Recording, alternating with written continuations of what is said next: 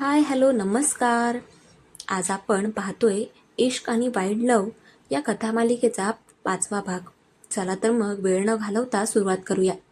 बाथरूमचा दरवाजा बंद झाला आणि पाण्याचा आवाज सुरू झाला. तशी मायराच्या अंगातली शक्ती जणू गळून पडली. ती मऊ गादीवर मध्येच बसली. तिचे दोन्ही हात स्वतःच्या गळ्यापाशी गेले, जिथे कबीरच्या तप्त बोटांचे निशाण अजूनही जळत असल्यासारखे वाटत होते. कबीर राणा हा फक्त तिच्या कुटुंबाचा शत्रू नव्हता, तर तो तिच्या संपूर्ण अस्तित्वावर ताबा मिळवू पाहत होता. पण जितका कबीर तिला दाबायचा प्रयत्न करत होता, तितकीच तिची जिद्द अधिकच बळकट होत चालली होती. कबीरने तिला उद्याच्या बोर्ड मीटिंगचे आमंत्रण देऊन स्वतःहून तिच्या हातात एक नवीन हतियार दिले होते. मायरा उठली. तिने खोलीतल्या मोठ्या आरशामध्ये स्वतःकडे पाहिलं. तिचे मोकळे केस, पांढरा कुर्ता आणि डोळ्यांमध्ये धुमसत असलेली सुडाची आग. तिने मनात ठरवले की आता बचावात्मक खेळ खेळून चालणार नाही. जर कबीरला तिचा अहंकार मोडून काढायचा असेल, तर तिला कबीरचा तो अथांग बिझनेसचा पाया उघडून टाकावा लागेल. तिने शांतपणे बेडवर काट टाकली आणि झोपण्याचा प्रयत्न करू लागली. काही वेळाने कबीर बाथरूममधून बाहेर आला. त्याच्या अंगावर फक्त एक पायजामा होता आणि ओले केस तो टॉवेलने पुसत होता. तो बेडच्या दुसऱ्या बाजूला येऊन निजला. खोलीमध्ये फक्त दोघांच्या श्वासांचा संथ आवाज येत होता. त्यांच्यामध्ये अंतराची एक भिंत होती, पण त्या भिंतीच्या पलीकडे एक मादक आणि तीव्र ओढही अदृश्यपणे जाणवत होती, जी दोघांनाही अस्वस्थ करत होती.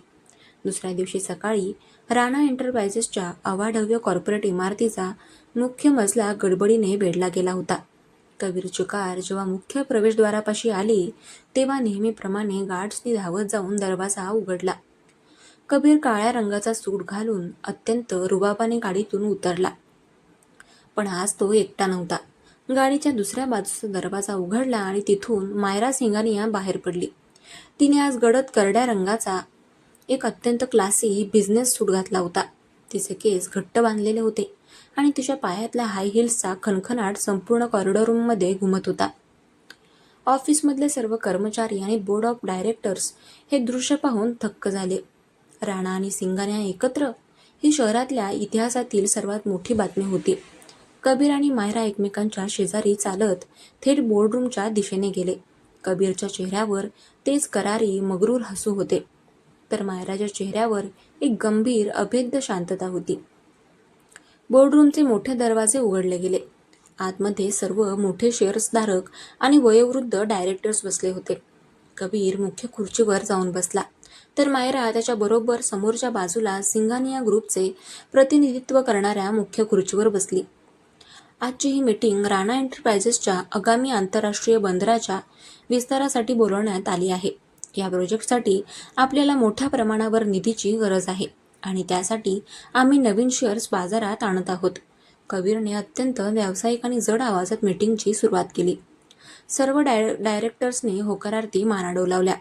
कबीरने प्रेझेंटेशन सुरू करण्याचा इशारा केला. तितक्यात मायराने आपला हात वर केला. तिच्या हातातील पेन तिने टेबलवर हळूच टेकवले, ज्याच्या आवाजाने सर्वांचे लक्ष तिच्याकडे गेले. मला यावर एक तीव्र आक्षेप आहे, मिस्टर कबीर राणा. मायराचा आवाज संपूर्ण बोर्डरूममध्ये स्पष्ट आणि खंबीरपणे घुमला. कबीरने आपल्या खुर्चीला मागे टेकवले आणि तिच्या डोळ्यामध्ये रोखून पाहत तो म्हणाला, मिस सिंघानिया, तुमच्या आक्षेपाचे कारण आम्ही जाणून घेऊ शकतो का? राणा ग्रुपच्या कोणत्याही निर्णयाला आजवर कोणी आव्हान दिलेले नाही. आणि मायरा उभी राहिली. तिने आपल्या वकिलाकडून घेतलेली एक गोपनीय फाईल सर्व डायरेक्टर्सच्या समोर सरकवली. राणा ग्रुप ज्या आंतरराष्ट्रीय बंदराच्या विस्ताराची गोष्ट करत आहे, त्या बंदराच्या सिक्युरिटी प्रमाणपत्र अजूनही सरकारने मंजूर केलेले नाही. इतकेच नाही, तर कबीर राणा ज्या परदेशी बँकेकडून कर्ज घेण्याचा विचार करत आहेत, ती बँक स्वतः दिवाळखोरीच्या उंबरठ्यावर आहे. जर आपण हा निधी तिथे गुंतवला, तर राणा ग्रुपसोबतच या कंपनीत पैसे लावणाऱ्या प्रत्येक शेअर होल्डरचे कोट्यवधी रुपये बुडतील. आणि सिंघानिया ग्रुप या कंपनीचा 15% मालक असल्यामुळे मी या आत्मघातकी निर्णयाला माझी मंजुरी देणार नाही. मायराचा हा वार इतका अचूक आणि गुप्त माहितीवर आधारित होता की बोर्डरूममध्ये एका क्षणात शांतता पसरली. सर्व डायरेक्टर्स एकमेकांकडे पाहू लागले आणि फाईलची पाने घाईघाईने उलटायला लागली. कबीरच्या वकिलांचे चेहरे पांढरे पडले. कबीरनेही त्या फाईलकडे पाहिले. मायराने थेट त्याच्या सर्वात महत्त्वाच्या आणि महत्त्वाकांक्षी प्रोजेक्टच्या मूळ नसवर बोट ठेवले होते.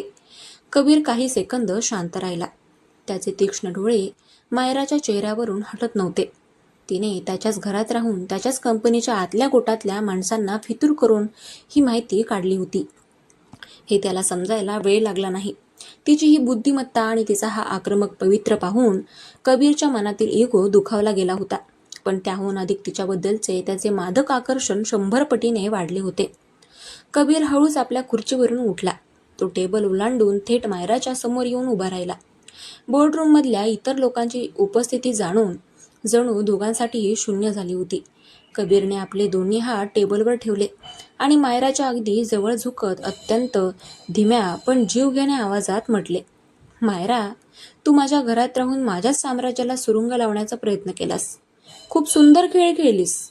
पण लक्षात ठेव, राणा आपल्या घरातल्या शत्रूला कसं हाताळायचं हे चांगल्या प्रकारे जाणतो. ही मीटिंग 2 तासांसाठी तहकूब करण्यात येत आहे. कबीरने मायराचा हात अत्यंत घट्ट पकडला. इतका घट्ट की तिचे मनगट लाल झाले. त्याने तिला जवळजवळ ओढतच बोर्डरूमच्या बाजूला असलेल्या त्याच्या वैयक्तिक केबिनमध्ये नेले आणि दरवाजा आतून लॉक केला. केबिनचा दरवाजा बंद होताच मायराने त्याचा हात झटकला. कबीर, तुझी हिंमत कशी झाली सर्वांसमोर माझा हात पकडण्याची? बिझनेसच्या मैदानात तू हरला आहेस, हे मान्य कर आता. कबीरने तिला थेट केबिनच्या मोठ्या काचेच्या खिडकीपाशी नेऊन उभा केले, जिथून संपूर्ण मुंबई शहर दिसत होते. त्याने तिचे दोन्ही खांदे आपल्या मजबूत हातांनी पकडले आणि तिला स्वतःच्या इतक्या जवळ ओढले की मायराला त्याच्या हृदयाचे वेगवान ठोके स्पष्ट जाणवू लागले. मी हरलो नाहीये मायरा, तू अजून खेळ सुरूच केला आहेस. पण माझ्या साम्राज्यात ढवळाढवळ करण्याची किंमत काय असते हे तुला आज रात्री राणा मेन्शनमध्ये समजेल. कबीरचा आवाज कमालीचा मादक आणि तितकाच भयानक वाटत होता. त्याने तिच्या गळ्यावर आपले ओठ टेकवले, ज्यामुळे मायराचे शरीर पुन्हा एकदा अगतिक झाले. वैराची ही लढाई आता अधिकच वैयक्तिक आणि थरारक वळणावर आली होती. कबीरच्या त्या तप्त ओठांचा स्पर्श आपल्या गळ्यावर जाणवताच मायराने डोळे घट्ट मिटून घेतले. कबीरच्या हाताची मजबूत पकड तिच्या खांद्यावर इतकी घट्ट होती की तिथून स्वतःला सोडवणे तिच्यासाठी अशक्य होते. कबीरच्या केबिनमधल्या त्या अथांग शांततेत फक्त दोघांच्या वेगवान श्वासांचा आवाज घुमत होता. खिडकीबाहेर अथांग मुंबई शहर पसरलं होतं. पण या बंद केबिनमध्ये 2 शत्रूंच्या अहंकाराची आणि तीव्र आकर्षणाची एक वेगळीच लढाई सुरू होती. मायराला स्वतःचाच राग येत होता, कारण बिझनेसच्या मैदानात कबीरला 4ही मुंड्या चित केल्यानंतरही शारीरिक जवळीकीच्या या क्षणामध्ये तिचे शरीर कबीरच्या हुकमासमोर गुडघे टेकू पाहत होते. तिने आपली संपूर्ण ताकद एकवटली आणि कबीरच्या छातीवर दोन्ही हात ठेवून त्याला मागे ढकलले. यावेळेस तिने आपल्या नजरेतली आग कमी होऊ दिली नाही.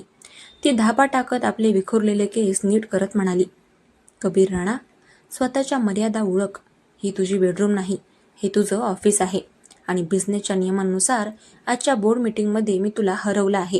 तुझा तो बंदराचा प्रोजेक्ट आता तोपर्यंत सुरू होऊ शकत नाही जोपर्यंत मी सिंगानिया ग्रुपचा 15% शेअर घेऊन त्या मंजुरीवर सही करत नाही. कबीर 2 पावले मागे हटला. त्याने आपल्या कोटाची बटणे अत्यंत शांतपणे नीट केली. त्याच्या चेहऱ्यावर पराभवाचा कोणताही लवलेश नव्हता. उलट मायराचा हा कणखर बाणा पाहून त्याच्या डोळ्यांमधली वासनेची आणि तीव्र आकर्षणाची चमक अधिकच गडद झाली होती.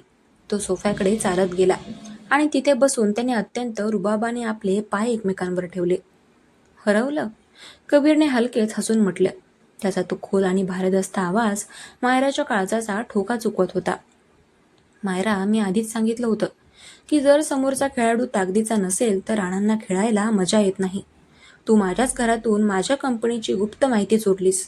माझ्या वकिलांना फितूर केलंस. ही तुझी बुद्धिमत्ता मला प्रचंड आवडली. पण तू एक गोष्ट विसरते आहेस. तू अजूनही याच कबीर राणाची बायको आहेस आणि आज रात्री तुला त्याच राणा मेन्शनमध्ये परतायचं आहे. मायराने आपला काळा गॉगल डोळ्यांवर चढवला आणि कबीरच्या टेबलावरची तिची पर्स उचलली. मी मेन्शनवर नक्की येईल कबीर, पण आता मी तिथं तुझी कैदी म्हणून नाही तर तुझा काळ म्हणून वावरणार आहे. असे म्हणून मायराने एका झटक्यात केबिनचा दरवाजा उघडला आणि ती तरातरा चालत बोर्डरूमच्या बाहेर पडली. ऑफिसच्या कॉरिडॉरमध्ये असलेल्या प्रत्येक कर्मचाऱ्याने मायराच्या चेहऱ्यावरचा तो विजयी बाणा पाहिला होता. रात्रीचे 10:30 वाजले होते. राणा मेन्शनच्या मुख्य हॉलमध्ये कमालीची शांतता पसरली होती. वाड्यातले सर्व नोकरचाकर आपल्या खोल्यांमध्ये निघून गेले होते. मायरा बेडरूममध्ये उभी राहून खिडकी बाहेर पाहत होती. तिने पांढऱ्या रंगाची एक साधी सिल्कची साडी नेसली होती, जिच्या काठावर हलकी नक्षी होती. तिचे लांब काळे केस पाठीवर मोकळे सुटलेले होते. मंत्रालयातील आणि ऑफिसमधील त्या हाय व्होल्टेज ड्रामानंतर तिचे मन थोडे शांत झाले होते. पण तिला ठाऊक होतं की खरी रात्र अजून बाकी आहे. कबीर ऑफिसच्या मीटिंगनंतर थेट दिल्लीला एका महत्त्वाच्या कामासाठी निघून गेला होता. त्यामुळे आज रात्री तो वाड्यावर नसेल असा तिचा अंदाज होता. पण तिचा हा अंदाज चुकीचा ठरला. अचानक बेडरूमचा दरवाजा लॉक उघडल्याचा आवाज झाला. मायराने दचकून मागे पाहिले. कबीर खोलीत दाखल झाला होता. त्याचा काळा सूट आणि टाय त्याने आधी सैल केली होती. शर्टचे वरचे 3 बटणं उघडे असल्यामुळे त्याचे पिळदार वक्षस्थळ स्पष्ट दिसत होते. त्याच्या चेहऱ्यावर दिवसभराच्या प्रवासाचा थकवा होता. पण त्याचे तीक्ष्ण डोळे मायराच्या पांढऱ्या साडीतल्या रूपावर खिळताच अधिकच जिवंत झाले. त्याने दरवाजा आतून लॉक केला आणि तो संत पावलांनी तिच्या दिशेने चालत येऊ लागला. कबीर, तू तर दिल्लीला गेला होतास ना? मायराने स्वतःला सावरत विचारले. तिचे पाय नकळत मागे सरकू लागले. माझी बायको माझ्या साम्राज्याला सुरुंग लावायची तयारी करत असताना मी दिल्लीत कसा शांत बसू शकेन मायरा? कबीरचा आवाज रात्रीच्या शांततेत कमालीचा मादक आणि गंभीर वाटत होता. तो तिच्या इतक्या जवळ आला की मायराची पाठ खिडकीच्या लाकडी चौकटीला लागली. कबीरने आपले दोन्ही हात तिच्या बाजूला खिडकीवर ठेवले. त्यांच्यामधील अंतर आता पूर्णपणे संपले होते. कबीरच्या शरीराची उष्णता मायराला आपल्या अंगावर जाणवत होती. कबीरने अतिशय हळुवारपणे आपला हात पुढे आणला आणि मायराच्या पाठीवर रेंगाळणारे तिचे रेशमी केस एका बाजूला केले. त्याचा तो तप्त बोटांचा स्पर्श मायराच्या उघड्या गळ्याला आणि पाठीला होताच तिच्या संपूर्ण शरीरामध्ये एक तीव्र शहार उमटला. तिने आपले डोळे मिटून घेतले आणि तिचे श्वास वेगाने चालू लागले. कबीर, सोड मला. आपण ठरवलं होतं की... मायरा पुटपुटली, पण तिचे शब्द तिच्या ओठांमध्येच विरून गेले. आपण फक्त बिझनेसचे नियम ठरवले होते मायरा, या खोलीचे नाही. कबीरने तिच्या कानाच्या पाळीजवळ आपले ओठ नेत अत्यंत संथ आणि घायाळ करणाऱ्या आवाजामध्ये म्हटले. तू दिवसा माझ्यावर कितीही वार कर, पण रात्री कबीर राणाचा तुझ्या शरीरावर आणि मनावर पूर्ण अधिकार असेल. असे म्हणत कबीरने तिची हनुवटी पकडून तिचा चेहरा उचलला आणि तिचे ओठ आपल्या ओठांच्या विळख्यामध्ये घट्ट पकडले. ते चुंबन वैराचे नव्हते, तर 2 कट्टर शत्रूंमधील एका अथांग, मादक आणि तीव्र ओढीचे होते, ज्या आगीत दोघेही जन्माचे जळून खाक होणार होते. तर मंडळी, आजच्या भागामध्ये एवढंच. बाकी पुढे काय होईल, तुम्हाला काय वाटतं, कमेंट करून नक्की कळवा. आणि हो, आपल्या चॅनलला सबस्क्राईब करायला विसरू नका.